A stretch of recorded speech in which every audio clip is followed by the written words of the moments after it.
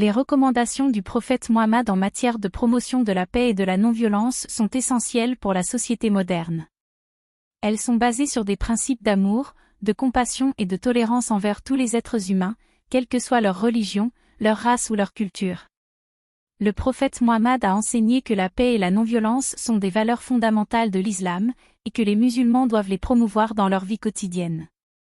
Le prophète Mohammed a lui-même fait preuve d'un grand esprit de tolérance et de compassion envers les autres, même envers ceux qui lui ont fait du tort.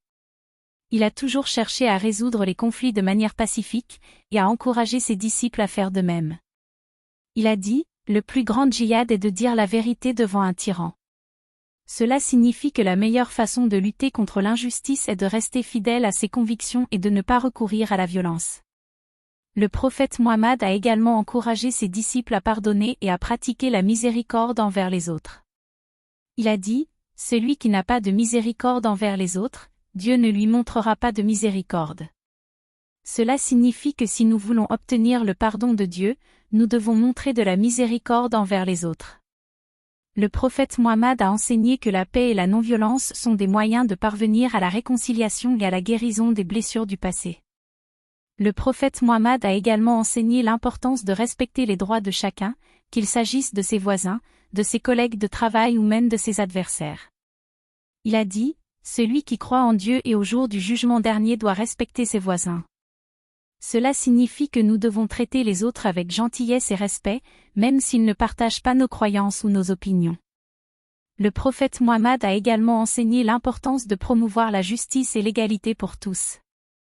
Il a dit, en aidant les opprimés, en rétablissant les droits des opprimés, on établit la paix.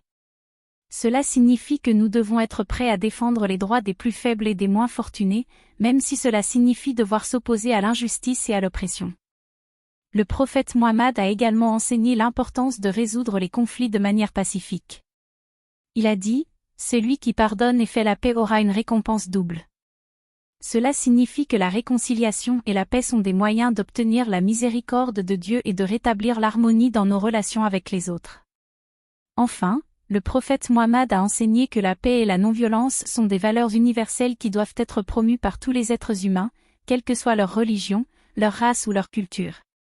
Il a dit, « La paix est le fondement de toute civilisation. » Cela signifie que sans paix et sans non-violence, il ne peut y avoir de progrès ni de développement pour l'humanité. En conclusion, les recommandations du prophète Mohammed en matière de promotion de la paix et de la non-violence sont essentielles pour la société moderne. Elles sont basées sur des principes d'amour, de compassion et de tolérance envers tous les êtres humains, et nous invitent à promouvoir la réconciliation, la justice et l'égalité pour tous. En suivant ces recommandations, nous pouvons contribuer à bâtir un monde meilleur, plus juste et plus pacifique pour les générations futures.